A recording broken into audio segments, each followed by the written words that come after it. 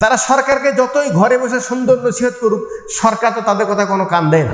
Vote করো, ভোটে দাঁড়াও, এটা রাজনীতি করো, একজন আরেকজনের মারামারি করো, হ্যাঁ, জোর করে ভোট ছিনিয়ে নাও, সবকিছু তো জনগণকে আপনারাই শিখিয়েছেন। আজকে যেই দল ক্ষমতা থাকতেছে তারা খুব সাধু, আর যে বিরোধী দল থাকতেছে সব দোষ তাদের। যারা সীমা লঙ্ঘন করেছে তাদের পরিণাম ভালো হয়নি। এই সীমা লঙ্ঘনের মূল কারণ ও আসারাল হায়াত আর দুনিয়া, আপনি দুনিয়ার জীবনকে প্রাধান্য দিয়েছেন, দুনিয়ার সুখকেই মনে করছেন এটাই মূলত সুখ। আত্মাহারিক টিভি, ওহির আলোয় উদ্ভাসিত জীবনের জন্য। যারা সীমা লঙ্ঘন করেছে তাদের পরিণাম ভালো হয়নি। ইতিহাস ভরা, শুধু কোরআন কেন, আপনি যে কোনো ধর্মের বই পুস্তক পড়েন না কেন, যারাই সীমা লঙ্ঘন করেছে তাদের পরিণাম কিন্তু ভালো হয়নি। তাহলে শুধুমাত্র ধর্মের চেতনা না থাকার কারণে আমরা যখনই কোনো দায়িত্বশীল দায়িত্ব হাতে পাচ্ছি তখন সে মনে করে মাই কি হনুরে, আমি কি হয়ে গেছি, এখন আমার হাতে ক্ষমতা, আমি যা ইচ্ছা তাই করতে পারি। জি ভাই, এটা নয়। আপনার ভিতরে এই সীমা লঙ্ঘনের মূল কারণ ও আসারাল হায়াত আর দুনিয়া, আপনি দুনিয়ার জীবনকে প্রাধান্য দিয়েছেন, দুনিয়ার সুখকেই মনে করছেন এটাই মূলত সুখ, আর দুনিয়ার ক্ষমতাটাই মনে করছেন এটাই আমাদের মূল কাম্য, এটাই মূল প্রাপ্ত পাওয়া চাওয়া। দুনিয়ার সফলতা এটা আমরা মনে করছি এটাই আমার মূল চাওয়া এবং পাওয়া, যার জন্য এটা পাওয়ার জন্য, এটার উপর টিকা থাকার জন্য দুনিয়ায় এমন কোনো অপকর্ম নাই যেটা আমি করতে পারি না। সব কিছু আমার জন্য করা সম্ভব, শুধুমাত্র আমার এই গদি ঠিক রাখতে হবে, আমার এই দায়িত্ব ঠিক রাখতে হবে। এখন বলেন, এই যে আমাদের পূর্বে যেই সমস্ত রাষ্ট্রপ্রধানের ভিতরে দ্বীনি চেতনা ছিল, কি ছিল? শুধুমাত্র দ্বীনি চেতনা, আখিরাতে জবাবদাহিতা, মৃত্যুর পর যাদের ভিতরে জান্নাতে পাওয়ার আশা, তিনি কি করতেন?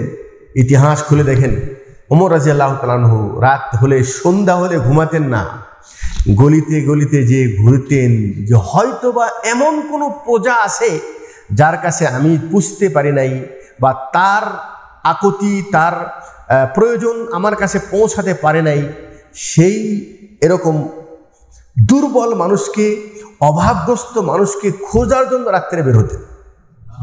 এবং তারা মনে করতেন আল্লাহ আমাকে যেহেতু আমির বানিয়েছে, রাজত্ব যখন আমার হাতে আল্লাহ পাক দিয়েছে, অতএব প্রত্যেকের দেখাশোনার দায়িত্ব, তাদের সুখ দুঃখ, তাদের ভালো মন্দর বিবেচনা করার দায়িত্ব আল্লাহ আমাকে দিয়েছে। অতএব এই দায়িত্ব থেকে তিনি এতটুকু বিশ্বাস করেন যে মানুষ তো দূরের কথা, আমার এই রাজত্বে যদি কোথাও কোনো কুকুর পিপাসায় মারা যায়, হয়তো বা আল্লাহর সামনে আমাকে জবাবদেহি করতে হবে যে তোমার রাজত্বে এই পানির ব্যবস্থা একটা কুকুরের জন্য কেন ছিল না। এটা কখন সম্ভব? একমাত্র ধার্মিক চেতনা যদি আমাদের ভিতরে ফিরে আসে তাহলেই কিন্তু এটা সম্ভব। যেহেতু আমরা দুনিয়ার সফলতাকেই সফলতা মনে করছি, দুনিয়ার কামিয়াবকেই কামিয়াব মনে করছি, আখিরাত বলতে যে কিছু আছে এটা আপাতত আমাদের মাথার ভিতরে নেই। এমন ভাব মনে হচ্ছে আমি আজীবন বেঁচে থাকবো, আর মৃত্যুর পর আমার কোনো জবাবদাহিতা নেই, আর তারপরে কি জান্নাত আর জাহান্নাম এই বিষয়ে আপনার কোনো জাহান্নামের ভয়ও নেই, জান্নাত পাওয়ার আশাও নেই। যারা এই রাস্তায় নেমে মিটিং মিছিল করতেছে তারা তো এই গণতান্ত্রিক ধারায় তারা রাস্তা নেমেছে। তারা সরকারকে যতই ঘরে বসে সুন্দর নসিহত করুক, সরকার তো তাদের কথা কোনো কান দেয় না, কারণ তার ভিতরে কোনো চেতনা নাই, ধার্মিক চেতনা নাই। তারা এই গণতান্ত্রিক ধারায় তারা চলতে বলে, এটাকে তারা শিখাইছে। ভোট করো, ভোটে দাঁড়াও, এটা রাজনীতি করো, একজন আরেকজনের মারামারি করো, হ্যাঁ, জোর করে ভোট ছিনিয়ে নাও, সবকিছু তো জনগণকে আপনারাই শিখাইছেন। তাহলে এই বেচারাতে নেমে আজকে যেই দল ক্ষমতা থাকতেছে তারা খুব সাধু, আর যে বিরোধী দল থাকতেছে সব দোষ তাদের। এখন তারা যাইটা করে সেটাই ভুল। এখন তারা তো গণতান্ত্রিক ধারায় নামতেছে, রাস্তা ব্লক করতেছে, ঠিক আছে না? এই জন্য আমি একটু আগে বললাম শরীয়ত সাপোর্ট করে না।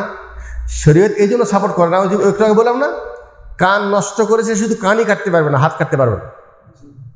যে দোষ করেছে সেই দোষের শাস্তি তাকে দিতে পারেন, ওই শাস্তি আমি নিতে পারি না। আপনি যদি সরকারকে কিছু বুঝাতে চান তো আমি আমার দোকান বন্ধ রাখবো কেন রে ভাই? আমি আমার রাস্তায় চলতে পারবো না কেন?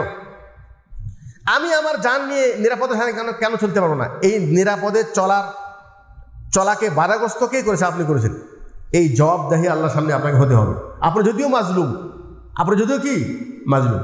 শেষ কথা বলবো, সেটা হলেই আমি ওই কথা আবার রিপিট করছি যে আমাদের ভিতরে ইসলামী চেতনা না ফিরানো পর্যন্ত কোনো দিন আমার দেশে শান্তি আসবে না।